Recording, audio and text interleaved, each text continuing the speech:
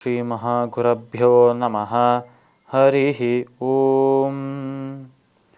सदाशिवसमारम्भां शङ्कराचार्यमध्यमाम् अस्मदाचार्यपर्यन्तां वन्दे गुरुपरम्परां।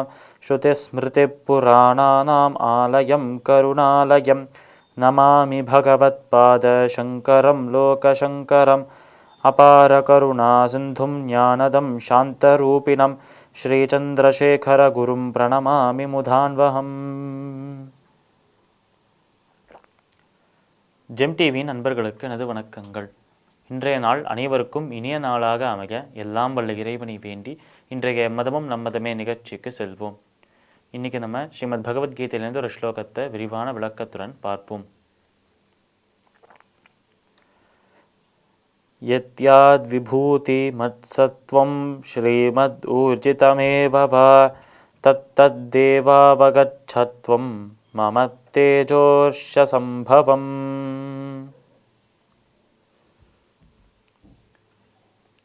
இந்த ஸ்லோகம் ஸ்ரீமத் பகவத்கீதையின் 10வது அத்தியாயமான விபூதி யோகத்தின் 41வது ஸ்லோகம். இந்த ஸ்லோகத்தில் நம்ம கண்ணபிரான் அர்ஜுனனை பார்த்து சொல்லும் விஷயங்கள் என்னென்றால், அர்ஜுனா, இப்பேற்பட்ட உண்மைகளை பல தேவர்களுக்கும் ரிஷிகளுக்கும் கந்தர்வர்களுக்கும் ராட்சசர்களுக்கும் யாருக்குமே தெரியாத இந்த உண்மைகளை உன்னிடம்தான் நான் சுருக்கமாக கூறுகிறேன். இந்த உண்மைகளை உனக்கு சொல்லணும் என்று எனக்கு ஆசை இருந்தாலும் அதை சுருக்கமாக தான் சொல்ல வேண்டும். என்றால் அதை விஸ்தாரமாக அதை விரிவாக நான் சொல்லணும் என்றால் பெரிய ஒரு விஷயத்தாக சுருக்காமல் சொல்லணும் என்றால் அதற்கு இந்த காலம் பத்தாது. காலம் அழிந்தாலும் இந்த புகழ் போய்கொண்டே இருக்கும். அப்படி இருக்கும் அந்த ஒரு எல்லை இல்லாத காலம் கடந்த இந்த புகழை உன்னிடம் எனக்கு உபதேசிப்பதற்கு நேரமில்லை. அந்த ஒரு காரணத்திற்காகவே நான் சுருக்கமாக உன்னிடம் கூறுகிறேன் என்று இவ்வளவு நேரம் சொன்ன விஷயங்களை சுருக்கமாக சொன்னார் நம்மோட கிருஷ்ணன். இப்படி என்னுடைய புகழை உனக்கு சுருக்கமாக நான் சொன்னதற்கான காரணம் நீ என்னிடம் அதை கேட்டாய். என்னிடம் அதை உபதேசமாக பெற வேண்டும் என்று ஆசைப்பட்டாய். அப்படி என்னிடம் நீ கேட்டதுனால தான் உனக்கு தரேன். அதுவும் உன்கிட்ட ஏன் தரேன் என்றால் நீ என் சிறந்த பக்தனாகவும் என் சிஷ்யனாகவும் மாறிவிட்டாயே. பிறகு உனக்கு இந்த உபதேசத்தை நான் அளித்தே தீர வேண்டும் என்று நம்ம கிருஷ்ணா சொல்கிறார். இப்பேற்பட்ட இந்த ஒரு புகழை புரிந்து கொண்ட நீ ஒரே ஒரு விஷயத்தை மட்டும் புரிந்து கொள் என்று சொல்கிறார் கிருஷ்ணன். அனைத்து தேவர்களும் பல தேவர்கள் இருக்கா, நம்ம சொல்கிறோம். இந்திரன் இருக்கார், நம்மளோட சந்திரன் சூரியன் இருக்கார், வருணன் இருக்கார், இப்படி குபேரன் போன்ற பல தேவர்கள் பல தெய்வங்கள் நம்ம பார்க்குறோம்.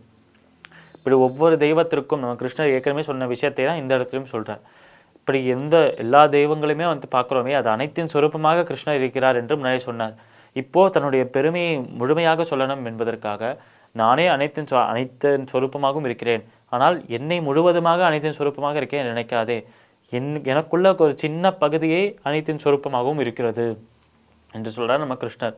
அதாவது அந்த கண்ணபிரானின் ஒரு சின்ன பகுதி, அவரின் ஒரு சின்ன பார்ட்டு தான் நம்ம கற்பனைக்கு எட்டக்கூடிய விஷயம், கண்ணால் பார்க்கக்கூடியது, உணரக்கூடிய விஷயங்கள் கற்பனைக்கு எட்டாத விஷயங்களாகவும் இருக்குது. அப்போது அந்த கிருஷ்ணரை முழுவதுமாக அறிவது கஷ்டம். அவரின் ஒரு சின்ன பகுதியின் அறியக்கூடிய விஷயங்களை மட்டுமே நம்மளால் பார்க்க முடியாது, நம்ம கற்பனைக்கு எட்டக்கூடிய விஷயங்களை மட்டுமே புரிந்து கொள்ள முடியாது. அப்போ அந்த சின்ன பகுதியில் அறிய முடியாத விஷயங்களும் இருக்குது. அந்த சின்ன பகுதியை காட்டிலும் பெருமையான சொரூபத்தோடு இருக்கும் அந்த கிருஷ்ணரின் சொரூபமாகவும் இருக்குது.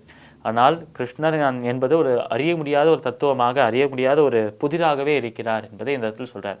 இருந்தாலும் தன் பக்தர்களுக்கு தன்னை எளிமையாக காட்டிக்கொள்கிறார் என்பதை 4வது அத்தியாயத்தில் பார்த்தோம். அதனால் பக்தர்களாக இருந்தால் பகவானை அனுபவிக்க முடியும். ஞான மார்க்கமாக பார்த்தோம் என்றால் அவரின் பெருமையை, அவர் குணங்களை அனுபவிக்க முடியும் என்று சொல்லலாம். இந்த ஸ்லோகத்திலிருந்து ஸ்ரீமத் பகவத்கீதையின் 10வது அத்தியாயமான விபூதி யோகத்தின் 41வது ஸ்லோகத்திற்குண்டான விளக்கம் இதுவே. மீண்டும் நாளை சந்திப்போம். நன்றி, வணக்கம்.